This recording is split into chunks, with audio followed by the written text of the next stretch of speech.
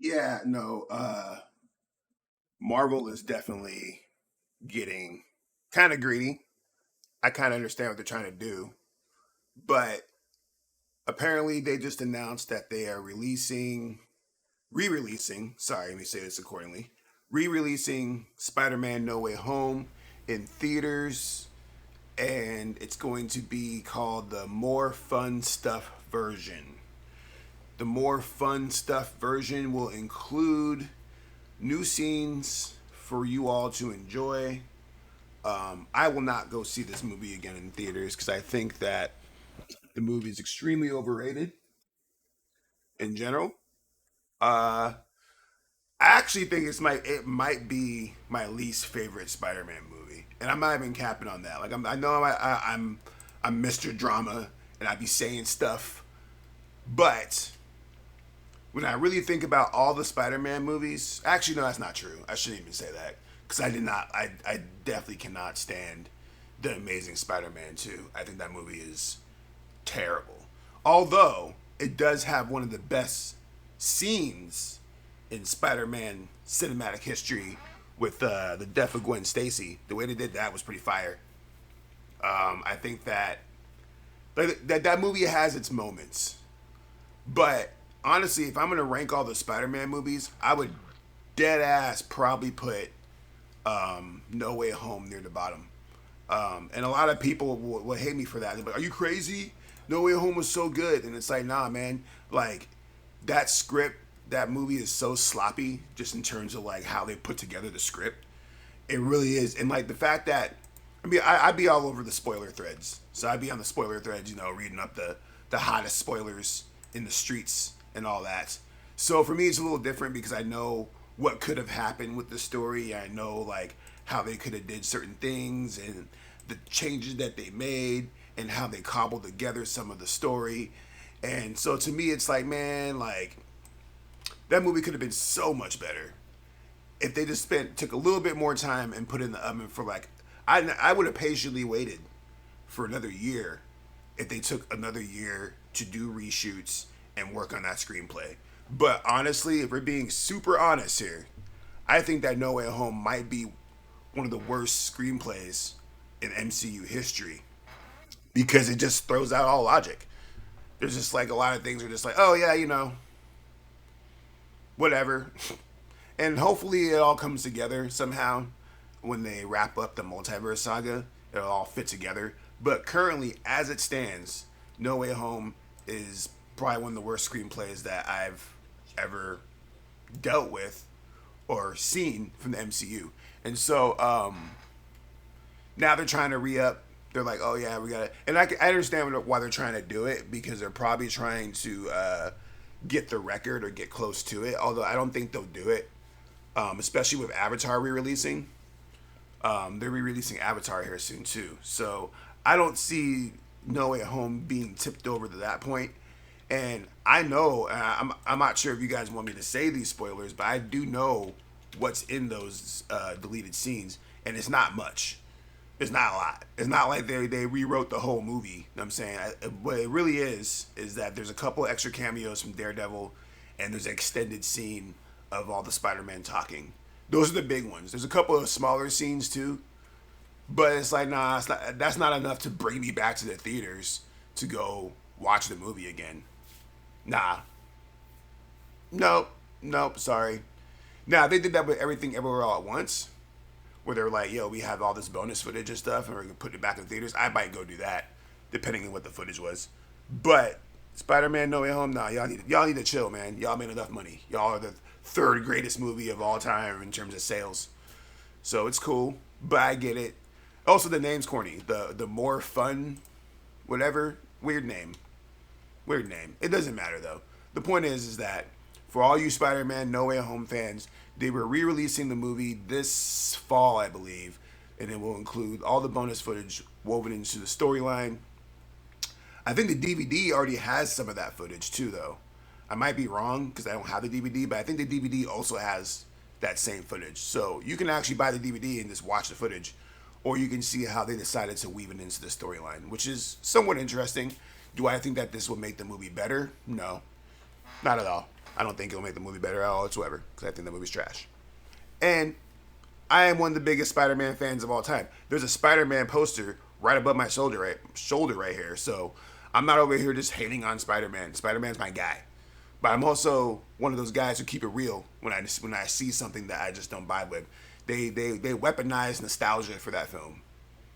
And the more I read about it, and the more I watch it, and the more I absorb this movie, the less sense it makes to me. First time I saw it, I was like, man, this movie's fire. And then like the fourth time I watched it, I'm like, a lot of this movie don't make no sense. Anyways, go watch Spider-Man No Way Home if you support. Do your thing. But I actually want to talk about Miss Marvel. Miss Marvel, first episode, might be the best TV single episode that the MCU and Disney Plus have done so far. Me personally, I think that most of the MCU Disney Plus shows have been okay. None of them, well, I shouldn't say none of them. Loki blew my mind. I should say Loki was fantastic. Loki's by far the best. WandaVision was cool. There were some logic threads in there that got kind of jumbled. And then Doctor Strange 2 kind of wrapped them up, so it kind of worked out. But Captain America, Falcon and the Winter Soldier, that was cool. It wasn't amazing, but it was cool. What else? Hawkeye was alright. It was cool. You know what I'm saying? Moon Knight was probably the best up to this point. But Miss Marvel, though, the reason why I enjoyed it, there's 3 big reasons why I enjoyed the Miss Marvel show. I apologize. One, the way that they're doing it in terms of the actual presentation of the show, with like the graffiti moving around and all this like kind of Scott Pilgrim-y type of vibes with the comic book integration. They're the one that I think they're the first MCU property to go that close to the comics. And I say MCU because I think about the first Hulk movie, they tried doing that. But in terms of the MCU, they're the one. This is the first time that we're seeing like actual animations happen in the show, which is dope. It looks awesome. It is awesome. I love it. 2, second reason why I like Miss Marvel is the not shying away from the culture. I love it. You know, if you're familiar with Miss Marvel, she is an Indian Pakistani woman, and her family's Pakistani, and all that is integrated into the show heavily, like from language to set design to even like her backstory a little bit. It's beautiful. And I love that. They're not shying away from that, because I think that was one of the biggest fears about this show coming out, was that it would get quote unquote whitewashed or have like a vibe. But I know Mindy Kaling is actually overseeing it, and she's very proud of her heritage, and she has definitely inserted it into the show. And it's very, very clear. And if you don't know about it, you learn, right? Like there's terms that like when they're talking to each other and saying stuff, they teach you. It's educational too. I actually watched it with my son, because my son messes with Miss Marvel super heavy. And he was actually kind of mad. He was like, oh, you know, she didn't get her powers from the Inhumans. And that bothers me. That's the short of it. He had a lot more to say than that. But to me, I was like, okay, well, let's talk about this. Let's actually break down what they're trying to do here. This is the third part that I love about it. If you've been kind of paying attention to what they're doing with the Celestial storyline in the MCU right now currently, they are setting up something. Something is being set up here in terms of how Shang-Chi ended, the Eternals, the Marvels, and now Mrs. Marvel. My theory, and this is kind of what they're hinting at, if you watch Shang-Chi, and this is a spoiler if you haven't seen Shang-Chi yet, which has been out for freaking 6-7 months now, so in Shang-Chi, at the end, it turns out that they analyze the 10 rings, and they're like, oh, yo, these 10 rings are celestial, dog. These come from way out in the galaxy, and they've been imbued with powers, basically, and they've been passed down for generations. I almost guarantee that her bracelet that she puts on is the same thing, where it's a celestial object that's been passed down for generations, and it comes from a source. And I think that the Marvels, the next movie, the Captain Marvel movie, will explore that, to where they might have to recruit Miss Marvel in order to go stop something out there, right? Theory being that it might be the Inhumans and Black Bolt, bringing that all together. Because if you watch, Doctor Strange 2, they brought back the Black Bolt from the Inhumans show, which is interesting. Now, also keep in mind that this is a different universe, so it could also just be Feige trolling people, which is very, very possible. Or they could be hinting that they're trying to build this celestial timeline. Right now, the MCU is basically divided into 3-ish different timelines or storylines. You have the celestial timeline, and you have the street timeline, and then you have like regular Avengers stuff. Regular Avengers stuff is basically the stuff that you're seeing right now. Is Shang-Chi, Hawkeye, what's going on with U.S. Agent and all that. And then also Kingpin and Daredevil, which they announced that they're doing a show. That's all like Avengers stuff, right? Kind of leading to Midnight Suns, probably with Moon Knight. Street level shit is basically with the stuff that they were doing on Netflix. So Luke Cage, Iron Fist, Daredevil was included in that, but Daredevil's like kind of bounces both back and forth. Then they also got the SpiderMan Homecoming show cartoon coming out, which will probably be more street level, I imagine, because it's supposed to be a prequel to Homecoming. So, and then on the Celestial side, you have basically, Guardians of the Galaxy, Thor, and you have the Eternals. Those are the Celestial timelines. And then somehow, some way, Feige and his gang are just going to tie this all together, probably leading to Secret Wars 3 or 4 years out. But between now and then, we also are supposed to be introducing Fantastic Four, maybe the X-Men. I highly doubt we will see the X-Men before Secret Wars. If we do, it will probably only be in cartoon form with the X-Men 97 show that's coming out. And then we have to get Reed Richards before we get to Secret Wars. I'd be very, very surprised if we do not see Reed Richards before we get to Secret Wars, because he is critical to that storyline. We've already have Kang. And if you know your Kang stuff, you know that Kang is a descendant of Reed Richards. So they've already they've already introduced him in Multiverse of Madness. So they're definitely leading to that point.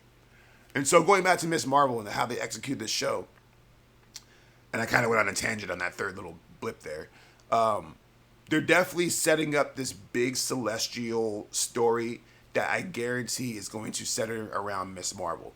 Not only does it make sense from a storyline perspective, it makes sense from a studio perspective, because they have to get younger people in, right? Even with Haley Steinfeld being in the Hawkeye, she's like 26, you know what I'm saying? She's not that young.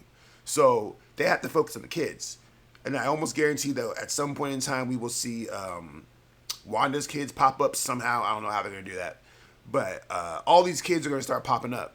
And right now, Miss Marvel arguably might wind up being the leader of the new Avengers, when it's all said and done, after the Marvels. And basically, my theory is that Captain Marvel is going to recruit Miss Marvel. They're going to go into the galaxy. Stuff's going to go down. She's going to learn the origin of her powers and probably learn that she's an Inhuman, something like that. And then that's going to lead to her coming back to Earth and being one of the main leaders of the Avengers. That's my grand theory. That will lead to something going on in Quantum Mania, Ant-Man 3, probably with Kang messing around the timeline. I really hope that Quantum Mania actually... This is my theory for Quantum Mania. I'm going off on this video, by the way. So if you're over here expecting me to talk about something else, no, we're talking Marvel today. Ant-Man, Quantum Mania. I really think that my theory of how this show or how that movie should go, and it would be so fire if it was like, Scott Lang's doing something in the quantum realm, and then all of a sudden Kang pops up, and it turns out that Scott Lang and Kang influenced all the events that we've seen in this phase in some way, shape, or form, whether it's subtly or directly. And that would tie everything together, leading to Kang basically winning at the end of Ant-Man 3, and then he's like, nah, it's time to get this multiverse war popping. Boom. I actually wouldn't be surprised if we see a Reed Richards cameo in Quantum Mania. That actually would be huge, and would be the most logical time to introduce him. But we'll see. I don't know. I actually wasn't expecting to be spinning off on Marvel theories in this video. It is something I get excited about. This is supposed to be reviewed by Miss Marvel, and I started talking about Marvel theories. So my apologies on that. If you're expecting this video to be a peer review, it wasn't. It was a Marvel theory video. Gotcha. Anyways, we'll be back again with more videos every day, hopefully. Well, not every day right now, because I'm actually going on a little bit of vacation. I'm about to go watch my niece and nephews graduate. So I'll be taking a couple days off. But when I get back, we'll be back every day with a daily Q. Hell, I might even go on my phone. We got technology. So I appreciate you guys watching. Subscribe, do all the stuff, or go on my Facebook if you want to hear these live. I don't even know. Whatever, how you guys enjoy these videos, enjoy them. Peace out. We'll see you later. Shout out to my Quazonians.